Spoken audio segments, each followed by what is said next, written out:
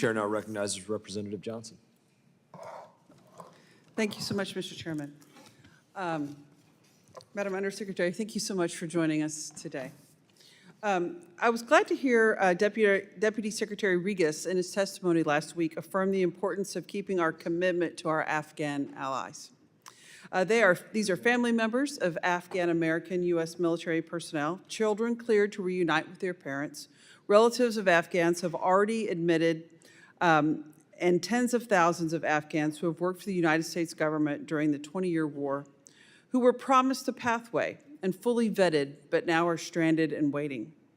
But the department's fiscal year 2026 budget did not include funding to continue Operation Enduring Welcome.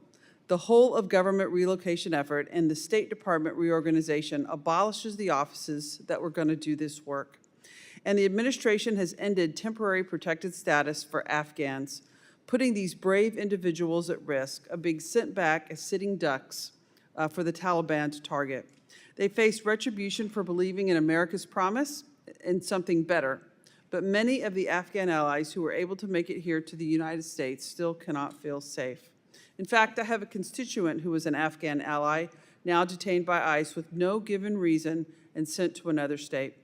So my question, ma'am, is what is the State Department doing to work with the Department of Homeland Security to make sure that DHS does not swoop in and steal our Afghan allies who are here legally?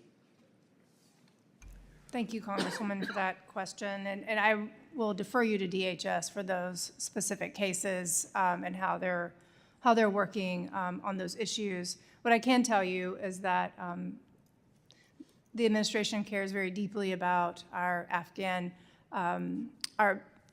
former colleagues and those who were committed to helping the United States in Afghanistan.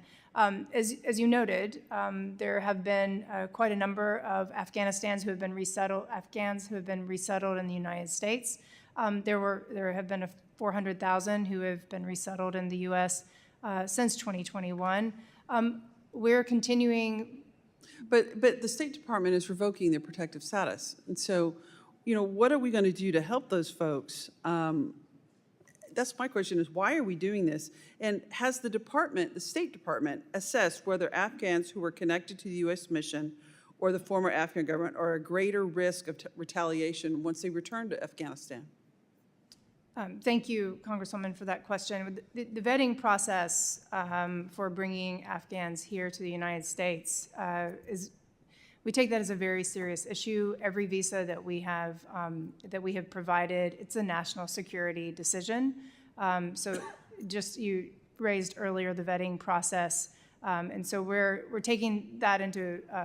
We're very serious about that process. We've seen failures of our vetting process produce almost catastrophic results. There was a situation last fall where someone who had been admitted to the United States had been planning a terrorist attack in Oklahoma City. Fortunately, that was thwarted, but it just highlights just how serious that each of these visa conversations. I understand that, ma'am, but that doesn't imply that one bad apple spoils the bunch.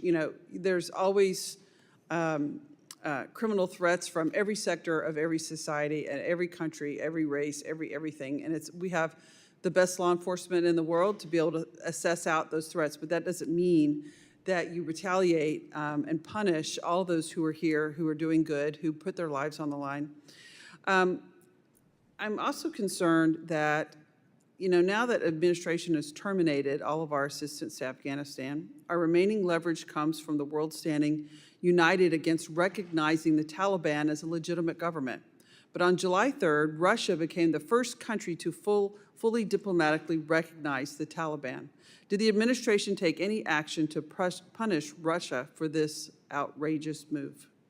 Thank you, Congresswoman. I do have to say that the United States has not terminated all of its assistance to Afghanistan. The office formerly known as CARE, all of those functions continue, as we've talked about today, under the oversight and direction of our regional bureau responsible, which is the South and Central Asia Bureau in the Department of State. So all those functions with regard to assistance to Afghanistan and to to Afghans that remain in the region. All of that continues. I just want to be clear on that point. Thank you, ma'am. And- Unfortunately, I'm out of time. Oh. I yield back. Thank you, Mr. Chairman. Representative yields back. Representative